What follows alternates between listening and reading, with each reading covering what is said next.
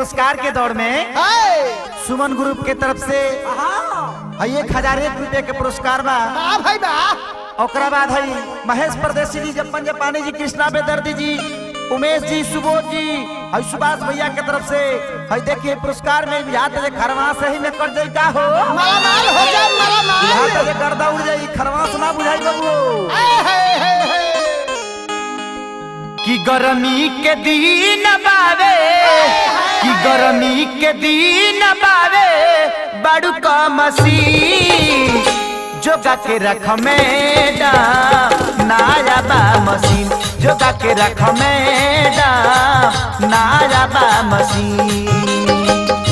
गर्मी के दिन बावे बड़ू का मशीन, गर्मी के दिन बावे बड़ू का मशीन जोगा के रख मैडम नाया बा मशीन, जोगा के रख मैडम नाया बा मशीन, जोगा के रख मैडम नाया बा मशीन।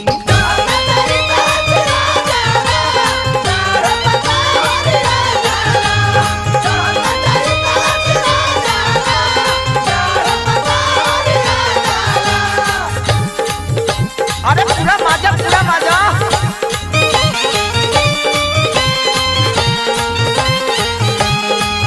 तहर मुस्की कायल बा, दिल हमरो घायल बा, चले लू रहिया में जब छनकत पायल बा।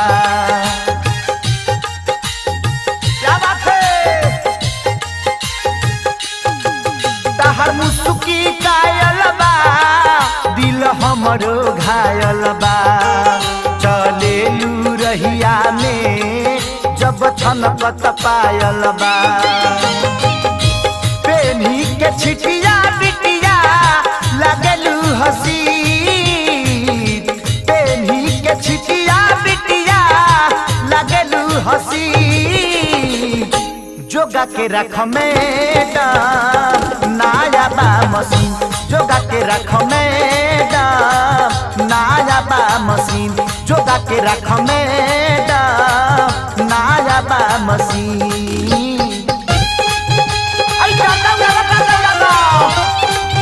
अरे जान गई हो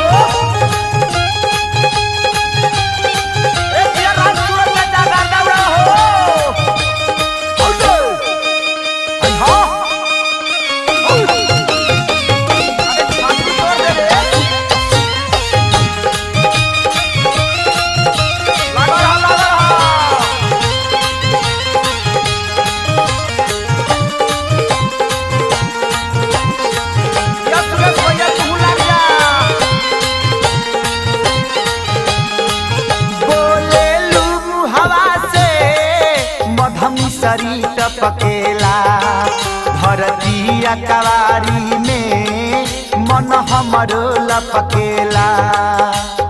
अरे दिया हो उमेश भाई, धनेश जी बोलेलू हवा से मधमी सरी टपकेला धरतिया कवारी में मन हमरो लपकेला। कृष्णा खेसारी तो है कहे नाम की, कृष्णा खेसारी तो है कहे नाम की जोगा के रख मैडम नाया बा मशीन, बचा के रख मैडम नाया बा मशीन, संभारी रख मैडम नाया बा मशीन, जोगा के रख मैडम नाया बा मशीन, बचा के रख मैडम नाया बा मशीन, जोगा के रख मैडम नाया बा मशीन। अरे सुनन हो